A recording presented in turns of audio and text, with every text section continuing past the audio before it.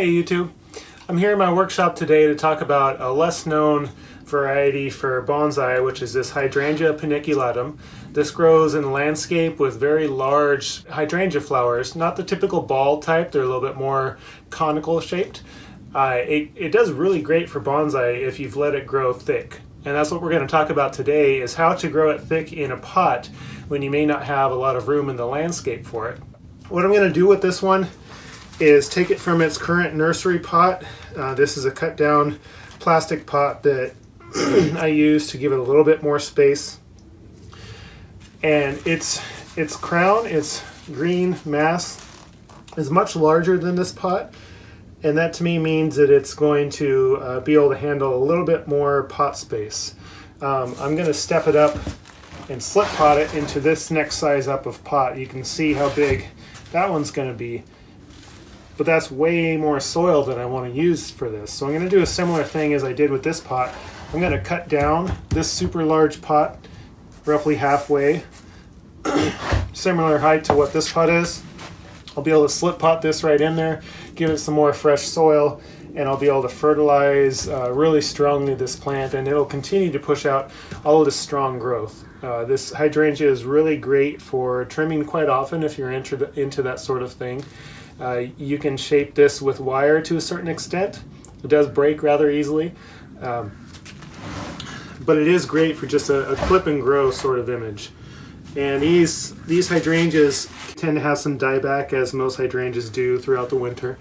So it is an interesting variety to work with, and one that I've enjoyed throughout the years. I actually have 4 of these hydrangeas right now, and I'm going to be doing the same treatment with all of them with a larger plastic pot. So let's get to it. For cutting down this plastic pot, you can use anything from a strong pair of scissors, if you like, to a handheld saw. Fine serration works better than say a tree pruning saw. If you have it, a jigsaw is really ideal for this because it'll make quick work of this plastic pot. All I'm going to do is just eyeball it, roughly about that high. It's plastic and it's not fancy, so I don't really mind too much if it's even a little bit wobbly. So I'm not going to actually mark a line on this one. All I'm going to do is just get a hole started through it and go around it until it's cut through. Here we go.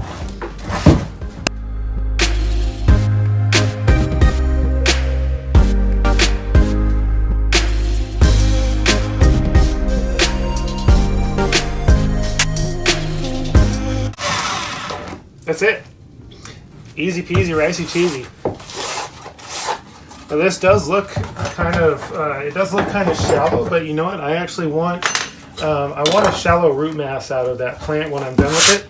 So I cut off a little more than the halfway point of this.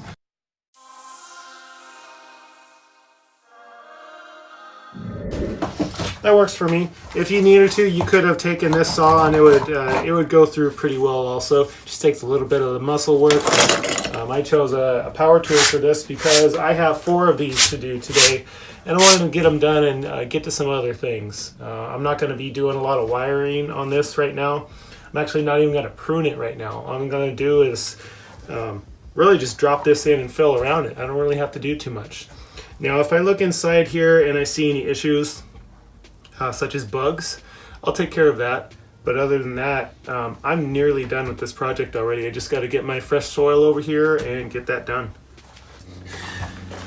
Now these pots, if you can see, have really large drainage holes through it, and I can fit my entire finger through here. So really, bonsai soil is going to fall out really easy through that. Normally in a bonsai pot you would fill that with some sort of a drainage screen, like a plastic mesh would work really well. And I'm going cheap on this. I've been using, because I live in the Pacific Northwest, I've been using old fern fronds that just lie around. And those actually can create some blockage, just enough to cover those holes. That's worked out well for me. So the water will still go freely out of that, but I won't lose quite as much soil with these fern fronds, and they're just all around where I'm at. So that's my choice. You could use something that would also decompose over time where you are, such as I don't know, grasses or some different things. I would recommend something that really allows the water to pass through and won't clog up. If you would like to, you could also drill more drainage holes into this with just a standard drill, because these plastic pots can really be adapted very easily.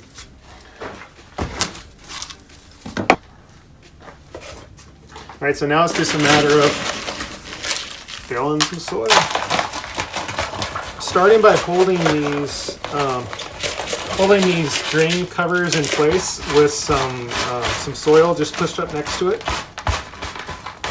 I'll put a tiny layer of soil on the bottom.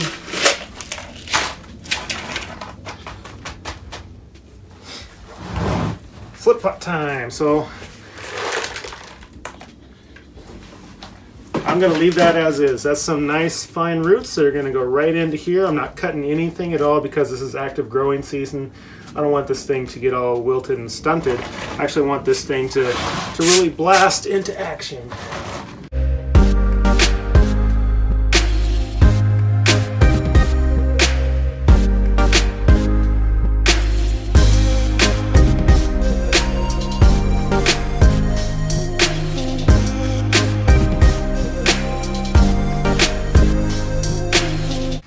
Job done. Lots of fun. 3 more.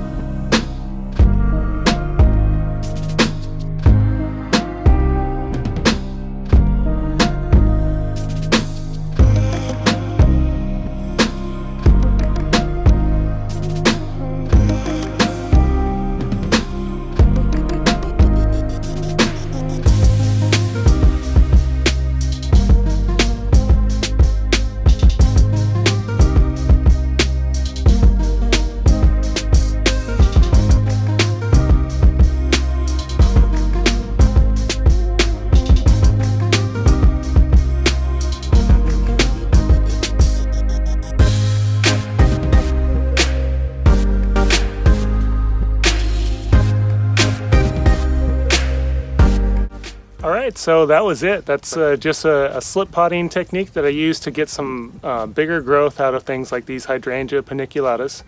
I didn't have space that I wanted to put these in the ground. I wanted them to be mobile right now. I am planning on having these available in the near future. So if you liked what you saw here, please hit that subscribe button, share it with your friends. Find me on my Instagram. It's bonsai_echo. Some cool stuff on there to see. Bye.